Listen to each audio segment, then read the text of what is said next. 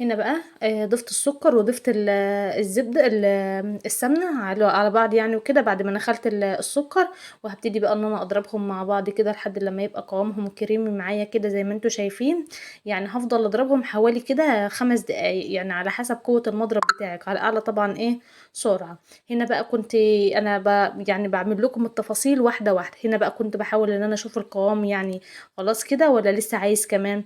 بصراحة كان لسه كمان عايز كمان شوية. بس انا قلت بقى اسيب المضرب كده يعني يضرب فيه حبة حلوين كده. يعني حبيت ان انا اوريه لكم اهو زي ما انتم شايفين. كان لسه محتاج شوية ضرب. ما تفرحيش بالخطوة ديت ان هو بقى كريمي كده وخلاص بقى كده خلص، لا، هو لسه محتاج كمان شوية. هنا بقى قلت اما يعني اسيبه ينضرب كده مع بعضه لحد لما انخل الدقيق وكده. هنا بقى معايا كيلو دقيق هبتدي ان انا انخله كده احلله يعني وكده.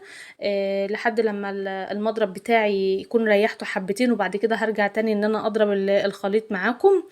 هنا خلاص كنت خلصت بقى نخلت الكيلو دقيق. هرجع بقى للخليط تاني اهوت هضربها برضو حبة حلوين كده لحد لما يبقى القوام بتاعه زي ما انا عايزة. يبقى قوامه كده كريمي وما بيلزقش. ماشي، اهم حاجه اللي ما تستعجليش على الضرب وكده. هنا خلاص بقى لقيت ان هو خلاص بقى كويس معايا. كمان 3 بيضات هبتدي ان انا اضيف البيض واحده واحده يعني بيضه بعد بيضه. بس ساعه لما البيضه الاولانيه تختفي هبتدي ان انا ازود التانية. هنا زي ما انتوا شايفين اهو خلاص الاولانيه اختفت خالص. هبتدي برضو ان انا ازود التالتة زي ما انتوا شايفين كده. كل ما البيضه تختفي ازود في التانية وكده. معايا بقى كمان كيس فانيليا كده زي ما انتوا شايفين. هحطه على الخليط ده. ومعايا كمان ذرة ملح صغيرة. ذرة الملح دي بتدي تيست حلو قوي للبوتفور وكده. هنا خلاص كنت خلصت بقى. هبتدي ان انا احط القوام الكريمي الجميل ده على الدقيق. وابتدي بقى ان انا اقلب واحدة واحدة. مش هعجن خالص، لا، انا هقلبه واحدة واحدة. التقليب بتاعي مش زي ما انا قلت لكم كده في الاول مش هعجن. هنا بقى كنت بوريكم برضو ازاي ان انا هعجن. بصراحه العجينه كانت ملزقه قوي معايا. بس انا حبيت يعني ان انا اوريكم برضو طريقه العجن هتبقى ازاي. زي كده لما بتيجوا تفركوا الكحك وكده. هنا بقى كان خلاص القوام الاخر معايا هو بسم الله ما شاء الله. كانت عجينه ناجحه جدا وكان احلى بكتير من الزبده. وكان طعمه بسم الله ما شاء الله كان تحفه قوي. هنا بقى انا بعمل بالبلبله ديت او بدي يعني اي واحده عندكم. وبعمل برضو بمكنه البوتفور. هنا بقى كنت بوريكم الشكل كان عامل ازاي بالبلبله وكده بالقمع يعني.